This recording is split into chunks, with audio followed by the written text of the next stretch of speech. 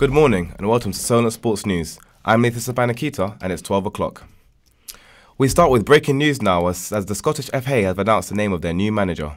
Alex McLeish has been reappointed the manager of his home country after Gordon Strachan was relieved of his duties.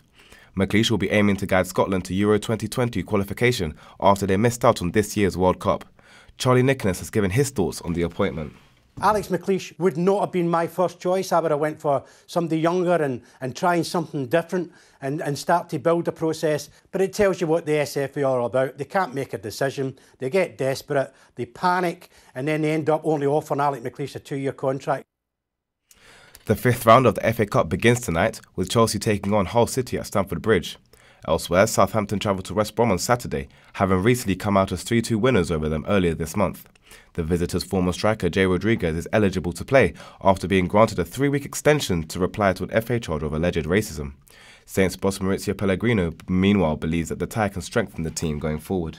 Can help us to introduce some players that didn't play too much in the recent game, and we can prepare much better for the future. Can help us to believe more in our improvements since January.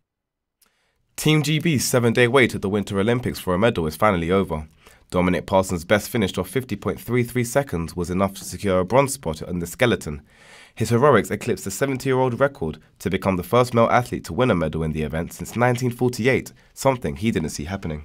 I couldn't believe it when I saw a 3 next to Martin's name. I thought I'd blown it all, so still not come to terms with it. It was really tight between the three of us, Martins, Nikita Tregobov and myself. And Tregobov had just got ahead of me on that run and I thought that was it. Meanwhile, Lizzie Arnold and Laura Deas began their own skeleton campaigns. The women have just begun their heats and have a good chance of adding to the medal table. Arnold is determined to defend her title that she won back in Sochi in 2014. I have very high expectations of myself, so I intend to defend my title, but it's sport and I've learnt that this year. You never know what's going to happen on the competition day, but I'm committed and all I can do is my best.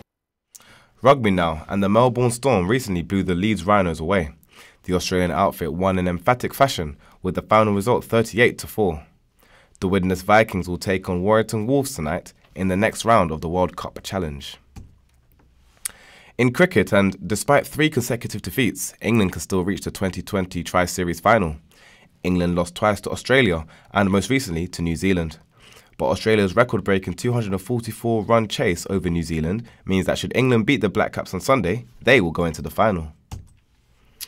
Tennis now, and having picked up 97 titles, Roger Federer can reach a new milestone today. He has a chance of becoming the oldest man to top the world tennis rankings. The Swiss will do so if he defeats Robin Haas in the quarterfinals of the Rotterdam Open. Rafael Nadal is currently the world #1.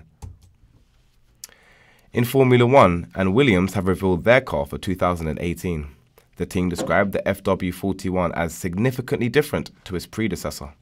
The model will be driven by Lance Stroll and Sergei Sirotkin after the team appointed the Russian to replace Felipe Massa following the Brazilian's retirement.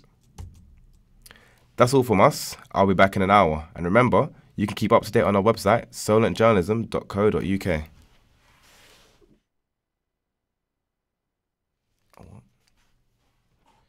Just to recap then, and we'll start with the breaking news again, as Scottish FA have announced the name of their new manager. Alex McLeish was reappointed of his home country, and as well, Gordon Strachan was relieved of his duties. McLeish will be aiming to guide Scotland to Euro 2020 qualification after they missed out on this year's one.